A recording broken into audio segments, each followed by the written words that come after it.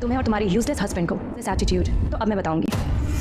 अलमारी में जो पैसे रखे थे वो नहीं मिल रहे। कहाँ जा सकते हैं पैसे? आपको मैंने कल दिए थे रखने के लिए। हमारे कमरे की तलाशी नहीं हो। पुलिस को बुलाते हैं, वो खुद इन्वेस्टिगेट करते घर में चोरी हो गई तो तलाशी लेते फिरेंगे क्या ये लोग?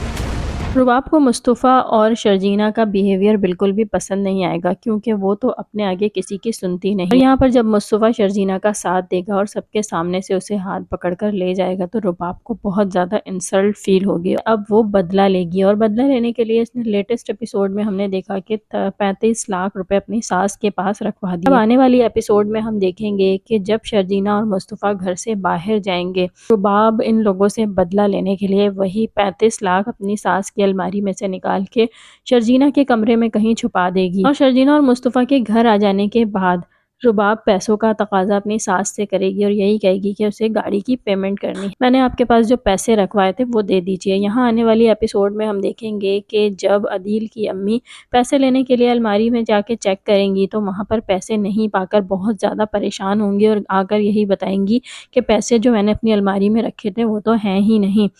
और यहाँ ये बात सुनकर सारे घर वाले ही घबरा जाएंगे, क्योंकि 35 लाख एक बहुत बड़ी रकम है।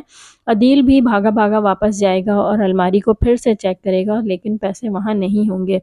यहाँ पर हम देखेंगे कि रुबाब यही कहेगी कि आंटी मैंने तो आपके पास पैसे रखवाए थे, आखिर कहाँ जा सकते हैं, ये तो बहुत बड़ी रकम है और मुझे तो गाड़ी की पेमेंट भी करनी थी। पूरे घर में पैसों की तलाशी ले जाएगी और आखिर में रुबाब मुस्तफ़ा और शर्जीना के कमरे की तरफ बढ़ेगी तो यहाँ पर मुस्तफ़ा उन्हें अपने कमरे में जाने नहीं देगा और यही कहेगा कि मेरे कमरे की तलाशी नहीं होगी।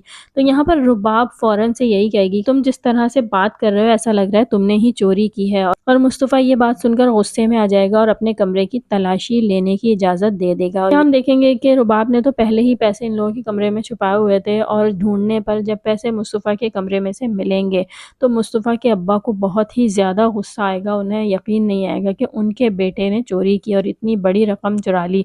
इस बात पर वो मुस्तफ़ा को एक ज़ोरदार थप्पड़ मारेंगे और मुस्तफ़ा भी हैरान और परेशान होगा कि आखिर पैसे उसके कमरे में कैसे आ सकते हैं। जीना भी खामोश खड़ी सारा तमाशा देखती रहेगी और मुस्तफ़ा को थप्पड़ पड़ने पे उसे भी बहुत तकलीफ होगी, क्योंकि वो भी बहुत अच्छी तरह जानती है कि मुस्तफ़ा कुछ भी कर ले लेकिन चोरी कभी नहीं करेगा। तो यहाँ आने वाली एपिसोड में देखेंगे कि चोरी के इस इल्ज़ाम की वजह से मुस्तफ़ा को शायद उसके अब्बा घर से ही निकाल दें और यहाँ शर्जीना और मुस्तफ़ा अब घर छोड़कर चले जाएंगे।